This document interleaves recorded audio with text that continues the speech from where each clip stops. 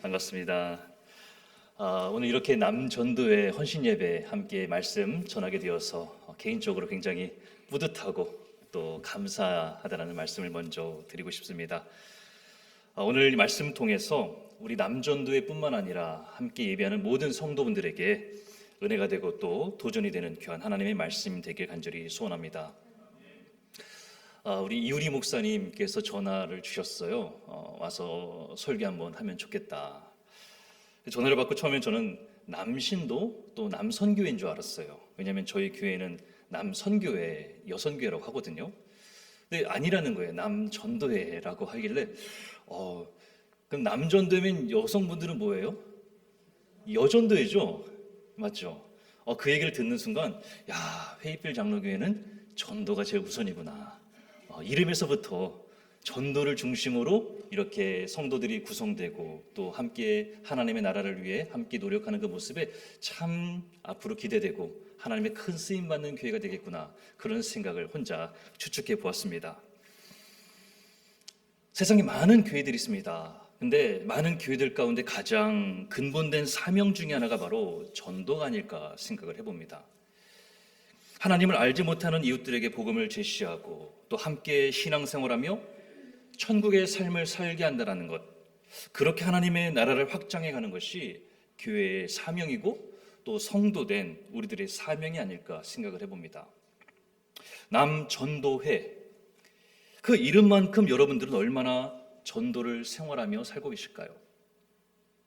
혹시 입만 열심히 그렇게 행하고 있는 건 아닌가? 그렇진 않길 바랍니다. 나의 삶으로 보여주고 또 말하지 않아도 드러나야 할 것입니다. 때로는 게으름과 나태함, 또 현실에 안주하곤 해요. 하지만 이렇게 헌신 예배를 통해서 다시금 전도의 사명을 생각하고 또 감당하고 결단하고자 한다는 것이에요. 여러분, 우리가 전도자의 삶을 살아갈 때요, 우리가 이 세상에 갖는 여러 특징들 가운데 있는데 그중에 우리가 닮아서는 안 되는 두 가지 특징이 있다고 해요. 첫째는 나의 이 신앙을 너무나 무례하게 다른 사람들에게 강요하는 사람이 있는가 하면, 반면엔 너무나 소극적으로 이 신앙인의 모습을 감추고 또 세상 속에 섞여서 뚜렷한 특징이 없이 살아가는 사람들이 있다는 것이죠. 이 간혹 자신이 믿는 이 믿음이 옳고 또 절대적이어서요, 다른 사람들의 신앙생활을 판단하고 또 내 신앙이 옳다고 주장하는 경우입니다. 심한 경우에는요, 내가 다니는 교회만 옳고 다른 사람들이 다니는 교회는 아니라는 그런 이기적인 마음까지도 있다는 것이에요. 너무 지나치게 자신의 신앙생활을 보이려 하다 보면 오히려 예수님의 이름을 가리는 사람이 된다는 것이죠. 그 열정과 열심은 참으로 본받을 만합니다. 하지만 상식을 벗어난 과도한 모습에 오히려 믿는 사람들까지 인상을 찌푸리게 만든다는 것이에요. 혹시 오래전 사진인데 한국의 어느 지하철에 그 사진이 한 장 올라온 적이 있었습니다. 지하철에 스님이 목탁을 두드리고 있는데요, 예수천당 불신지옥 외치는 한 전도자가 그 스님의 머리 위에 안수기도를 하는 사진이었어요. 예수 믿으라는 거죠. 그걸 또 이제 사진을 찍어서 SNS에 올린 겁니다. 분명 본인의 열심과 열정은 참 대단하고 본받을 만한데 오히려 그 사진으로 인해서 기독교가 굉장히 욕을 먹게 되는 그런 일이 벌어졌다는 것이에요. 이렇게 자신의 믿음을 지나치게 강요하는 사람이 있는가 하면, 반면엔요, 자신의 이 신앙의 기준이 되어서 너무나 소극적인 사람이 있다는 것이에요. 주일에 교회는 나오지만 다른 날 일상생활 사회 속에서는 사람들 속에 섞여가지고요, 전혀 크리스찬인 것을 드러내지 않는 모습이에요. 저 사람이 교회를 다니는지 않는지 이 세상 사람들과 전혀 구분되지 않는 그런 모습들, 바로 교회에 다니러 오는 사람, 예배를 보러 오는 사람이 아마 이런 사람에 속하지 않을까 생각을 해봅니다. 불신자와 전혀 다를 바 없는 것 같이 똑같은 모습을 보인다는 것이에요. 이 둘 다 우리가 똑같이 피해야 될 모습이라는 것이죠. 여러분, 성도로 한다면요, 어디서나 누구나 예수를 믿는 그 자신을 보라 할 만큼 신앙생활이 정정당당해야 된다는 거예요. 자신감 있고 당차야 된다는 것이죠. 믿는 우리를 보라 하는 그 말을 어디서 해야 되는 것이 바로 크리스찬 우리 신앙인의 모습이 되어야 된다는 것입니다. 오늘 본문의 말씀은요, 베드로와 요한이 성전 미문에 앉아서 구걸하던 사람을 고쳐주는 이야기예요. 아마 신앙생활 오래 하신 분들은 이 본문 가지고 여러 번 설교를 들었을 것입니다.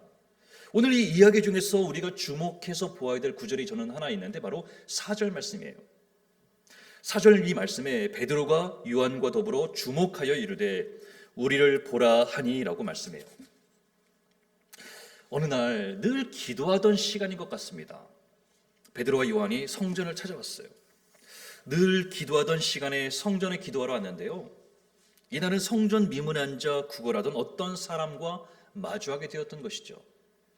구걸하던 그 사람, 성경에 보니까 나면서부터 걷지 못하는 몸이에요. 주위 다른 사람들이 업어다가 성전 미문 앞에 내려다 주었습니다. 그리고 성전 그 문 앞에서 성전에 기도하러 오는 사람들에게 구걸하면서 하루하루를 살아가는 사람이라는 것이에요. 이날도 다를 바 없습니다. 성전 미문에 앉아서 구걸하다가 마침 기도하러 다가오는 그 베드로와 요한을 마주치게 되었고요. 그들에게 구걸하는 거예요. 그 누구에게나 하듯이 똑같은 모습으로 구걸을 합니다. 그렇게 구걸하던 그 사람에게 베드로와 요한은 이 사람에게 주목하여 말하되라고 말하고 있어요. 이때 베드로와 요한의 말이 무엇이냐면 우리를 보라라는 말이었습니다. 우리를 봐라. 베드로와 요한이 왜 자신들을 보라고 말한 것일까요?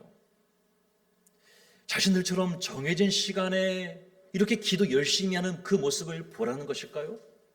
아니면 비싼 옷을 입고 이렇게 많은 재물을 갖고 있는 것을 보여주기 위함이었을까요? 전혀 아니었어요. 무엇인가를 얻을까 바라보는 그 사람에게 베드로와 요한은요 6절에 말하기를 은과 금은 내게 없거니와 내게 있는 이것을 내게 주노니 나사렛 예수 그리스도의 이름으로 일어나 걸어라, 그 말씀하는 거예요. 그 손을 잡아 일으켰던 것입니다. 사실 이 베드로와 요한은 가진 것은 별로 없었어요. 그 손에 쥐어줄 돈은 없을지라도요 대신 나사렛 예수 그리스도의 이름으로 그에게 능력을 나타나게 한 것이라는 것이에요. 여기에 오늘 우리가 배워야 될, 또 도전하게 될 교훈이 있다는 것입니다. 여러분, 성경에 나와 있는 이 미문에 앉아있는 이 사람 누구이겠습니까? 여기 나면서부터 못 걷게 된 자, 다시 말하면 장애를 갖고 있는 사람입니다. 여러분, 몸에 장애가 있다는 것은요 생각보다 쉬운 문제가 아닙니다. 당시에는요 몸에 장애가 있다는 것은 부모가 무슨 죄를 지었다든지 아니면 신으로부터 어떤 큰 형벌, 그런 죄값을 받는 것으로 여겼던 시대였습니다. 사회적인 편견도 굉장히 편견입니다. 오늘 2절에 보세요. 주변의 도움이 없이는요 한 발자국도 움직일 수 없는 몸이에요. 육체의 장애로 말미암아 일생을 어두운 그늘 속에 갇혀 있는 그런 불행한 삶을 사는 사람이에요. 나중에 뒤에 이어지는 4장 22절에 보면 이 사람의 나이가 40세쯤 되었다고 하니까 추측을 해볼 때 아마 40평생 이 미문에 앉아서 평생을 이렇게 다른 사람들에게 구걸하던 그런 사람이 아닐까 생각을 해봅니다. 얼마 동안 이 미문에 앉아 구걸하였는지는 몰라도요 아마 평생에 걸쳐서 이런 삶을 살아왔을 것으로 짐작되는 것이에요. 여러분들 중에 병원에 좀 오래 입원해 보신 분들은 아시겠지만요 몸이 아파서 하루 이틀 그렇게 병원에 입원해도 얼마나 답답합니까? 근데 이 40평생이에요. 이 40평생을 건강의 축복을 알지 못해 살아왔던 이 사람의 모습을 생각해 본다는 것이에요. 병이 오래되면 참 씁쓸합니다만 가족들로부터도요 귀찮은 존재가 됩니다. 긴 병에 효자 없다는 말 들어보셨어요? 아픈 사람도 오래되면 돌보는 사람도 힘들고요 버텨내기가 쉽지 않습니다. 그러니 주변 사람들로부터 조롱받고 냉소를 받는 거예요. 사람들의 무관심, 천대 속에 자포자기하며 만사의 불평과 불만, 때로는 질투심, 미움, 열등감, 원망, 피해의식, 왜 나만 이렇게 살아야 되는가, 그런 절망 가운데 살아가는 사람들이 너무나 많다는 것이에요. 가정에서뿐만 아닙니다. 이 교회 공동체 안에서도 없다라고 우리가 확신할 수 없다는 것이에요. 또 일하는 곳에서도요 우리는 이런 고통의 사람들을 우리 주변에서 얼마든지 볼 수 있다는 것이에요. 근데 오늘 본문을 보세요. 사도 베드로와 요한, 초대교회의 지도자인 이 두 사람은 그냥 지나치지 않습니다. 정해진 시간이기에 늦어서는 안 될 것입니다. 정해진 시간이기에 이 베드로와 요한을 기다리고 있는 사람들이 있을 수도 있습니다. 하지만 오늘 이들은요, 그 한 사람을 눈여겨 보았다는 것이에요. 보는 데서도 그치지 않았습니다. 그 고통의 사람과 더불어 대화를 나눴어요. 보는 데서 그치지 않고 멈춰서서 그 이야기를 듣고 또 그 사람의 절실한 삶의 문제에 귀 기울여 마음을 부였다는 것입니다. 기도하러 가는 도중이었습니다. 기도하러 가는 도중에 이 사람의 일생의 문제를 보고도 그냥 지나칠 수 없었다는 것이에요. 그들이 눈여겨보았다는 것은 관심과 애정을 보였다는 말입니다.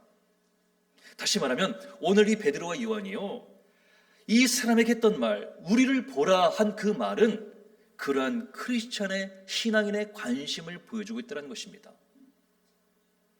이렇게 눈여겨보는 그 눈길은요, 사실 오늘 이 헌신 예배를 통해 하나님께 예배하는 저와 여러분들에게도 동일하게 적용된다는 것이에요. 베드로와 요한과 같은 이 마음, 삶의 여러 문제들로 신음하는 이들을 눈여겨볼 줄 아는 그 마음, 내 기도 제목에만 골몰한 나머지 그냥 지나치지 않습니다. 눈을 들어서 마음을 쏟고 공감하고 또 같이 기도하는 그 마음, 그렇게 그들을 눈여겨보는 그 마음이 오늘 예배 가운데 우리들에게도 있어야 되는 마음이란 것이에요. 저와 여러분들도 마찬가지한 일이 있어요. 여러분 주변에 또 가정에 오늘 이렇게 40여 년간 앉아있는 영혼, 울분과 수치, 원망과 절망, 좌절, 그 한 해 맺힌 그렇게 슬픔과 아픔의 나날을 보내는 사람들이 왜 없겠습니까? 여러분, 내 예배 시간, 내 기도 시간, 내 개인 신앙생활만 중요한 것이 아니에요. 내 믿음만 중요한 것이 아니랍니다. 자기 안에 스스로 만들어 놓은 그 감옥에 갇혀서 헤어나오지 못하고 있는 그 영혼을 눈여겨볼 줄 알아야 된다는 것이에요. 그와 대화하고 그 마음에 귀 기울여주는 자세, 그 사람의 문제를 해결해 주려고 노력하는 그 모습이 오늘 우리들에게도 있어야 된다는 것이에요. 그리고 그런 모습이 오늘 본문의 베드로와 요한이 우리를 보라라고 말한 것과 같은 관심이다라고 말할 수 있다는 것입니다. 여러분, 오늘날 이웃은 없고 나만 있는 신앙생활일 때가 얼마나 많습니까? 자기의 이익과 편리만을 생각하고요, 다른 사람들의 고통엔 관심이 없는 경우가 너무나 많다는 것이에요. 개인주의가 이 현대적인 삶 속에 얼마나 많이 보이고 있습니까? 오늘 이 베드로와 요한을 보세요. 여러분, 특히 지금 정해진 시간, 기도하러 가는 그 시간입니다. 요즘으로 치면 예배하러 가는 시간인 것이에요. 하나님의 사랑에 감사하고 하나님의 가르침을 묵상하고 그 시간에 길가에 앉아 도움을 바라고 있는 그 일을 외면한다면, 예배를 가면서 그 이웃을 외면한다면 그렇게 드리는 그 기도를 하나님께서 과연 들어주실까요? 이런 소외당하고 외로운 이들에게 뜨거운 관심과 연민의 마음으로 나를 보라고, 우리를 보라고 관심을 가지려는 사람이 더 많아져야 된다는 것이에요. 예수님의 삶과 교훈, 늘 이렇게 고통 가운데 있는 사람들에게 그의 시선이 머물러지 않습니까? 가진 것이 없어서 외면당하고 건강을 잃어서 병자 생활을 하는 그런 괴로운 나날을 보내는 사람들, 남들에게 멸시당하고 인간적인 혜택을 받지 못하는 그런 나사렛의 천민들, 그 가난한 대중들 속에서 그 병든 자들을, 그 병을 고쳐주셨고요, 세리와 죄인들의 친구가 되셨고 심지어는 창녀까지도 불쌍히 여기시는 그러한 예수님을 우리가 이 사순절 기간 가운데 묵상하게 된다는 것이에요. 하지만 오늘 우리 신앙인들의 모습은 어떻습니까? 철저한 이기주의, 또 철저한 개인주의, 또 물질주의 때문에 우리 주변의 사람들, 소외당한 사람들을 몰라보며 눈 감을 때가 얼마나 많은지요. 얼마든지 주변에 우리를 보라며 관심과 사랑을 베풀 사람이 많지만 우리는 우리를 보라는 그 말 대신 나만을 바라보며 신앙생활할 때가 너무나 많다는 것이에요. 나만 보고 다닙니다. 나를 위해 예배합니다. 예배를 드려도 내 마음에 들어야 예배고요. 내 신앙생활도 내 기준에 맞는 그런 신앙생활을 찾을 때가 너무나 많다는 것이에요. 솔직히 그렇지 않습니까? 목사님의 설교 말씀 늘 은혜로운데 오늘따라 나에게 은혜가 되면 은혜 받았다 그러잖아요. 그렇게 아니에요, 여러분. 말씀은 늘 은혜로운 말씀인 것입니다. 오늘날의 크리스천들, 여리고 도성의 강도 만난 넘어진 그 사람을 보고도 피해가는 제사장, 레위 족속과 같이 좋은 옷을 차려입고 예배를 드리러 오지만 우리 일상생활 속에서 만나는 그렇게 도움이 절실한 사람을 그냥 지나치는 신자들의 모습들, 만약 그렇다면 오늘 본문에 보고 있는 그 베드로와 요한의 모습과는 얼마나 거리가 멀리 떨어져 있는 모습이겠습니까? 여러분, 교회는요, 나만을 위한다거나 우리만을 위한다고 할 수 없습니다. 오늘날 교회를 바라보고 또 교회에 기대하는 사람들이 얼마나 많습니까? 솔직히 세상 사람들이 요즘 교회를 향해 손가락질하고 비난한다고 하지만요, 저는 반대로 생각합니다. 그만큼 교회만큼은 그러면 안 된다는 그 기대가 세상 사람들에 있기 때문에 그 교회의 실망감을 표현한 것 아니겠습니까? 그만큼 세상 사람들은 교회에 기대를 걸고 있다는 것이에요. 교회라는 것은요, 교회 안에 있는 사람들만을 위한 것이 아닙니다. 교회 밖에 있는 사람들을 위해 존재하는 곳, 이 땅의 진리 등대, 그 하나님의 사랑과 소망을 비추는 곳이 바로 이 교회, 회의빌 장로교회가 되어야 된다는 것이에요.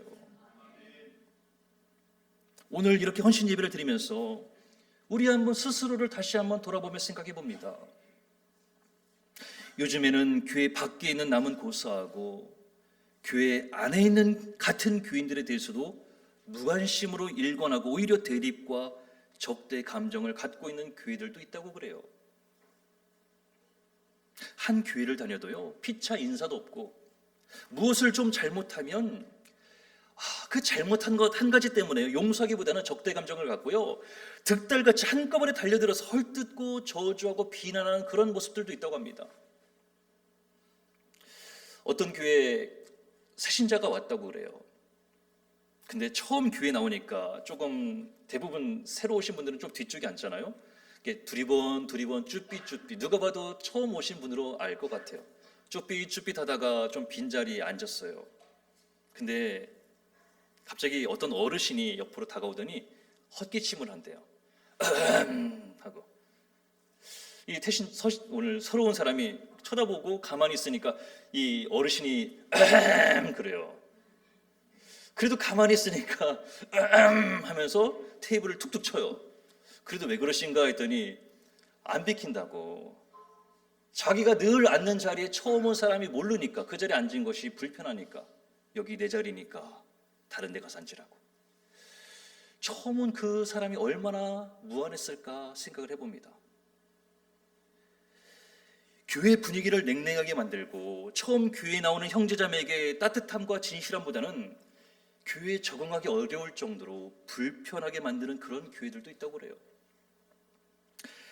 상대방의 어려움을 보고 우리를 보라라는 그 관심을 표시하기보다는 그래서 당신이 한 짓이 뭐요? 라고 심판의 소리만 외치고 있는 그런 교회의 모습도 있습니다. 그러나 여러분, 진정한 교회의 모습은요, 신자 한 사람 한 사람, 한 성도 한 사람을 믿음으로 온전하게 하는 것이, 그것이 교회의 본래 사명인 거예요. 교회에 들어오지 못하고 밖에서 소외감과 고통 가운데 있는 그 이웃들에게까지 관심을 갖고 눈여겨보는 것이 바로 교회의 본질과 사명이라는 것입니다. 나만 기도하러 찾아오는 것이 아니라는 것이에요, 여러분. 여전히 교회 밖에 서성이는 사람들, 삶의 문제에 짓눌려서 일어설 힘조차 없는 이들을 눈여겨보는 것, 그것이 교회의 사명 중에 하나라는 거예요.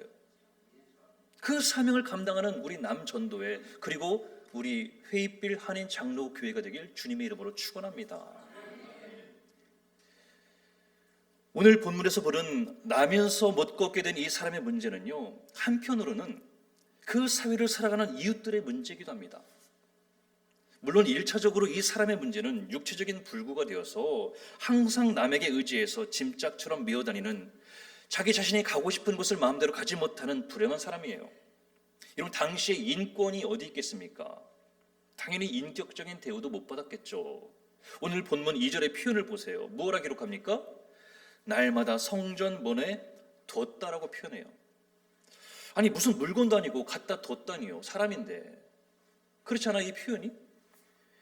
사람 대접 받지 못하는 모습을 우리가 볼 수 있다는 것입니다. 괴로운 생활이에요. 자기 스스로 할 수 있는 일이 제한되어 있습니다. 성전으로 출입하는 사람들에게 한 푼, 두 푼 받아 사는 사람이었어요. 그 유일한 희망이 뭐겠습니까? 소망이란 것은 그저 그의 손에 많은 동전이 모아지는 것이 그 사람의 유일한 소망 아니었겠습니까? 근데 저는 이 사람을 보면서 너무나 안타깝고 정말 속상한 마음이 드는 게 있어요. 아니, 그렇게 매일같이 성전 문에 나와 있지만 왜 성전 문 안으로 들어갈 생각은 못했을까? 안타깝습니다. 왜일까요? 그렇지 않나요, 여러분? 이 성전 문 앞에 하루 이틀도 아니고요, 평생을 앉아 있었는데 그 문 안쪽이 좀 궁금하지 않았을까요? 2절에 사람들이 날마다 이 사람을 메워왔다고 기록하고 있습니다. 상상을 해보건대 이 자신들은 날마다 성전에 기도하러 가는 길에 그 사람을 메워서 그 자리에 앉혀놨을지 모르겠어요. 자신들은 하나님께 예배하러 시간 맞춰오면서 왜 이 사람을 왜 함께 예배 자리 성전 안으로 같이 들어갈 생각은 하지 못했냐는 것이에요. 장애를 갖고 태어난 것은 신의 저주를 받고 있는 것으로 여겼기에, 부정한 사람으로 여겼기에 감히 성전 안으로 데리고 들어갈 생각을 못한 것일까요? 아니면 그냥 그 자리에 늘 앉아있는 사람이니까 무관심한 것일까요? 정해진 시간이니까 내 예배 시간을 지키기 위해서 애써 보고도 못 본 척 했던 것일까요? 이런저런 생각을 해보게 된다는 것이에요. 그리고 본인 당사자도 그래요. 아니, 스스로 한계에 갇혀가지고요, 성전 안으로 좀 넣어달라는 부탁도 못하고 있다는 것이에요. 평생을 성전의 미문에 앉아 기도하러 들어가는 사람들에게 돈을 구걸하면서도 성전 안에 들어가면 그곳이 어떤 곳이에요? 그곳에 영원히 마르지 않는 생명수 되신 하나님이 계신데 주님의 임재가 있는 그 성전 안으로는 왜 들어가지 못했을까 하는 생각이 든다는 것입니다. 여러분, 지금 이 사람이 앉아있는 곳이 어디라 기록합니까? 2절에 성전 미문이라고 기록해요. 미문이라는 것은요, 헤롯 대왕이 그 분봉왕이 되었을 때 유대인들의 환심을 사기 위해서 스룹바벨이 지었던 그 성전을 2배 이상 으리으리하게 확장하고 또 화려하게 지었던 헤롯 성전을 말하는 것 아니겠습니까? 그리고 이 헤롯 성전이, 예루살렘 성전은 모두 문이 8개가 있는데요, 성전의 남쪽에 2개의 문이 있어서 더블 게이트라고 합니다. 그리고 그곳이 오늘 나면서부터 못 걷게 된 사람이 앉아있는 그 미문이란 것이에요. 뷰티풀 게이트예요. 말 그대로 이 미문은 그 중에서도 가장 아름다운 문을 상징한다는 것입니다. 이 문은 또 일반 평민들이 사용하던 문으로 항상 많은 사람들이 북적북적 붐비는 곳이었어요. 아이러니하지 않습니까, 여러분? 저는 이 본문을 묵상하면서 너무나 이상한 거예요. 아니, 성전에서 가장 아름다운 그 문 앞에, 항상 많은 사람들로 붐비는 그 문 앞에 가장 불편하고 천대받고 죄인 취급당하는 한 사람이 평생을 앉아서 무엇을 좀 얻을까, 그렇게 구걸하고 있었다는 그 사실이에요. 사실 이것이 그 사람의 가장 큰 안타까움과 문제가 아니겠습니까? 비록 거리의 구걸자로 살아갈 수 있겠지만 영혼의 부요자요, 하나님의 부요자로서 만끽하면서 살 수도 있었을 텐데, 그는 그 성전 문 안에 들어오지 못하고 성전 문 밖에서 이런 불행한 삶을 보내고 있는 사람이라는 것이에요. 성전에 가장 가까운 곳에 있으면서도 하나님을 알지 못하고요, 하나님의 성전 안으로 들어가지 못하는 이것이 가장 큰 불행 중에 불행이라는 것입니다. 그리고 우리들의 모습들 중에서도 이와 다를 바 없는 모습들이 있다는 것이에요. 여러분, 그거 아세요? 하나님께 예배하러 왔으면서도요, 예배를 드리면서도 은혜를 못 받는 사람들이 있다는 것이에요. 어떻게든 이 예배당까지는 옵니다. 하지만 하나님 곁을 찾아왔으면서도 하나님을 온전히 바라보지 못하고 여전히 세상 걱정, 근심, 물질, 내일 무엇을 먹을까, 무엇을 입을까, 아니 모든 것 주시는 하나님께 예배하기보다는요, 오늘 이 사람처럼 무엇을 먹을까, 무엇을 마실까, 그렇게 세상 삶의 걱정, 문제로 골몰하는 모습들, 하나님께는 예배하지 못하고 나의 삶의 문제에만 끙끙거리며 그렇게 예배하고 있지만 은혜를 받지 못하는 사람들이 우리들 중에도 때로는 있을 수 있다는 것이에요. 이렇게 보면 성전 미문에 앉아있는 이 사람보다도요, 성전 안에 들어와 있으면서도 하나님이 주시는 그 은혜를 모르는 사람이 더 안타까운 것 아니겠습니까? 오늘 베드로와 요한은 평생을 성전 미문에 앉아 구걸하는 그 사람을 눈여겨보았습니다. 그리고 그 사람에게 무엇을 줄 수 있을까 생각하며 불렀습니다. 우리를 보라. 걷지도 못하는 자는 처음에는 몰랐습니다. 우리를 보라란 그 말에 무슨 좀 돈이나 얻을 수 있을까 하고 쳐다보았을 것입니다. 하지만 그것은 진실로 어떤 물질보다 더 놀라운 변화를 그에게 안겨주게 되었다는 거예요. 비록 은과 금은 없지만 나사렛 예수의 이름으로 일어나 걸어라 분명하고 단호하게 그 사람을 잡아 일으켰던 것입니다. 예수님의 이름으로 능력이 생긴 것입니다. 기적이 일어난 것이에요. 어떻게 이것이 가능했겠습니까? 천대받고 비인격적인 비인간적인 대접을 받고 살아가던 그 사람을 가던 걸음을 멈추고 그 사람에게 주목하여 이르되 눈여겨보았다는 것입니다. 저는 거기서부터 기적은 시작되었다라고 믿고 있습니다. 베드로와 요한, 그 사도들의 사랑과 그 동정, 그 마음을 통해서요, 하나님의 능력이 그 사람을 새 사람으로 만들었게 되었다는 것이에요. 다리와 발에 힘을 얻게 하고 걷게 하고 뛰게 하였습니다. 40년의 육체의 고통을 사라졌고 사람들에게 동전을 구하던 그 손에 하나님을 찬양하는 손으로 바뀌게 되었던 것이에요. 무엇보다 가장 큰 변화가 무엇이에요? 우리 8절 말씀을 한번 같이 읽어볼까요? 8절 말씀입니다. 시작. 뛰어 서서 걸으며 그들과 함께 성전으로 들어가면서 걷기도 하고 뛰기도 하고며 하나님을 찬송하니 그래요. 아멘. 성전 미문에 앉아서 구걸하던 자, 성전 그 문 앞에까지 왔지만 성전 문 안에 하나님의 은혜는 알지 못했던 사람이었습니다. 그러나 베드로와 요한이 눈여겨보고 그를 일으켜 나사렛 예수 그리스도 이름으로 일어나 걸으라 외쳤습니다. 예수의 그 그리스도의 능력으로 40평생 그 굳었던 다리가 펴졌습니다. 발과 발목에 힘이 들어갑니다. 평생 미문에 앉아있던 사람이었는데 이젠 자기 발로 성전 안으로 들어와 하나님을 대면하게 되고 하나님을 찬송하게 되었다는 거예요. 할렐루야입니다. 한평생을 성전 미문, 뷰티풀 게이트, 가장 아름답다고 여겨진 그 문 앞에서 가장 추하고 비참한 모습으로 구걸하던 이 사람이 드디어 성전 문 안으로 들어올 수 있게 되었던 것이에요. 예수의 이름은요, 이렇게 사람들에게 변화를 일으켜 새 사람에게 되게 한다는 것입니다. 이것이 복음이에요. 이 복음을 전하는 것이 교회이고 성도된 저와 여러분의 사명이라는 것입니다. 나만 믿음 생활, 나만 신앙 생활하는 것이 아닙니다, 여러분. 총총거리는 그 발걸음을 잠시 멈추고요, 눈여겨봐야 된다는 것이에요. 내 발등에 그 문제만 쫓는 그런 급급한 신앙생활에서 이제는 좀 멈춰서서 성전 미문 앞에 절박한 심정으로 앉아있는 그 한 영혼을 안타까운 마음으로 바라볼 줄 알아야 된다는 것이에요.